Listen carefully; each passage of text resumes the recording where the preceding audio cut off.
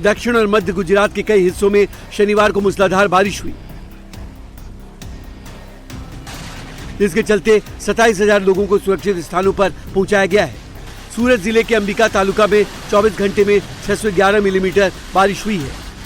भारी बारिश के बाद तापी नदी में उफान है। लोगों को नदी किनारे जाने से मना किया गया है। सूरत और इसके आसपास नवसारी, भरूच और तापी में भी 400 मिलीमीटर से अधिक बारिश हुई है। सूरत में तो आज भी हेवी रेन का अलर्ट है। एक रेड अलर्ट दिया गया था, तो उसके ही कारण कल सुबह 6 बजे से लेके आज सुबह 6 बजे तक काफी भारी बारिश सूरत शहर और सूरत जिले के तमाम तहसील में हुई है। अगर मैं एक आंकड़ा दूं तो जो एवरेज रेनफॉल जो 31 का मतलब सुबह 6 बजे से लेके आज सुबह 6 बजे तक का है वो 222 mm तक का है, यानी कि 8 इंच से ज्यादा बारिश सभी तालुका में एवरेज रेनफॉल हुआ है। सबसे ज्यादा जो रेनफॉल है वो अंबिका तालुका में 24 इंच के आसपास रेनफॉल हुआ है। सूरत सिटी में भी 5 से 6 इंच 24 घंटे में बारिश हुई है। बाकी सब तालुका में भी 5 से लेके 10-12 इंच तक 15 इंच तक बारिश हुई है। जितने भी हमारे आश्रय स्थान है वहाँ पे हम लोगों ने सारी जो फैसिलिटीज है वो अवेलेबल करवाई है, और अभी भी जो एनडीआरएफ और एसडीआरएफ की टीम्स यहाँ पे बुलाई गई थी वो अभी भी हम लोगों ने तैनाती रखी। गुजरात के साथ साथ केरल में भी भारी बारिश से लोग परेशान हैं। सड़क पर चलती नाव, लोगों के घरों में घुसे पानी और जलमग्न पेट्रोल पंप की ये तस्वीर केरल के पथानामथिट्टा की है। पथानामथिट्टा में बीते 2 दिनों में 330 मिलीमीटर से अधिक बारिश दर्ज की गई है, जिससे पंबा नदी उफान पर आ गई और कई इलाके जलमग्न हो गए। सड़कें डूब गई, बिजली आपूर्ति ठप हो गई है। ऐसे हालात में एनडीआरएफ की टीम लोकल पुलिस के साथ मिलकर बड़े पैमाने पर राहत बचाव अभियान चला रही है। अभी हम लोगों ने यहाँ पे 31 लोगों को रेस्क्यू किया है और दूसरा डेस्टिनेशन भी मेल्लापल्ली है, वहाँ पे रेस्क्यू के लिए जा रहे हैं। हमारी टीम को जहाँ जहाँ डायरेक्शन डिस्ट्रिक्ट अथॉरिटी से मिल रहा है, हम लोग वहाँ पे जो है तत्परता से काम करके आगे का काम हम लोग कर रहे हैं।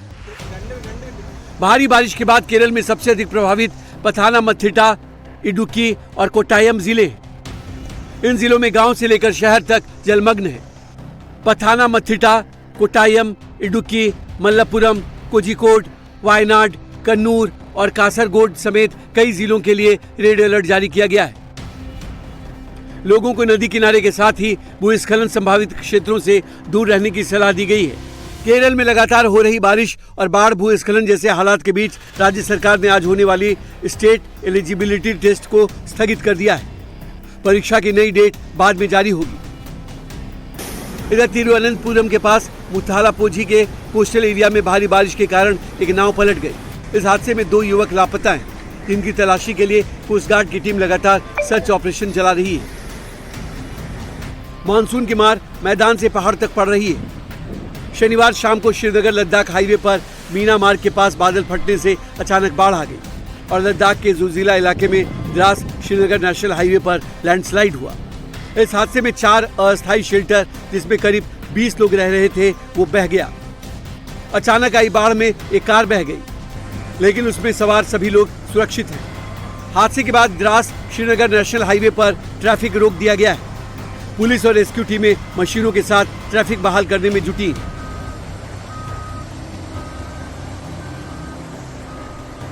शिमला में हो रही भारी बारिश के कारण बड़े बड़े पेड़ उखड़ रहे हैं। शनिवार को हुई बारिश के बाद ओक ओवर इलाके में 2 देवदार के पेड़ गिर गए, जिससे वहां का रास्ता कुछ समय के लिए बंद हो गया। गनीमत रही कि इस हादसे के वक्त कोई राहगीर मौजूद नहीं था, जिससे बड़ा हादसा टल गया।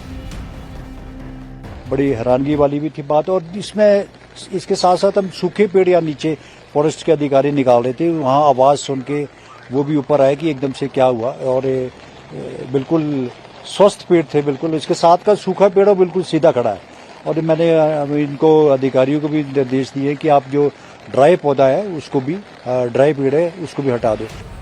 ओडिशा में आई भारी बारिश के बाद अब भी कई इलाकों में बाढ़ के हालात हैं। पुरी के सांसद संबित पात्रा ने स्थानीय प्रशासन के साथ बाढ़ प्रभावित इलाके का दौरा किया और बाढ़ राहत का जायजा लिया।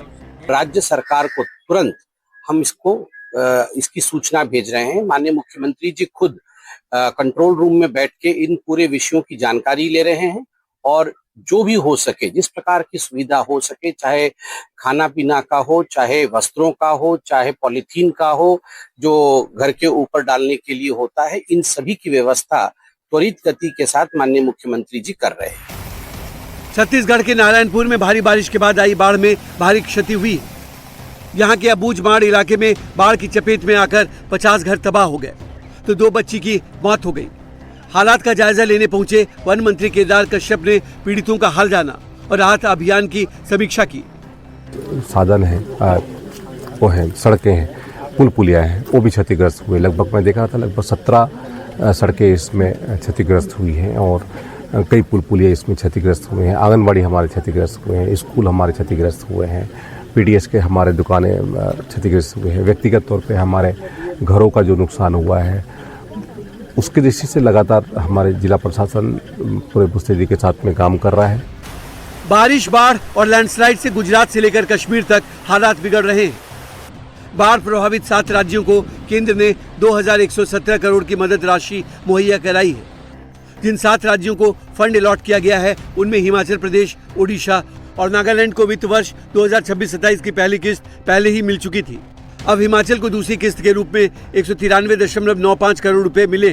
तो वहीं अरुणाचल प्रदेश, असम, गुजरात और महाराष्ट्र में राहत और बचाव के लिए फंड दिया जा रहा है, जिससे कि आपदा के हालात में राहत और बचाव में देरी ना हो।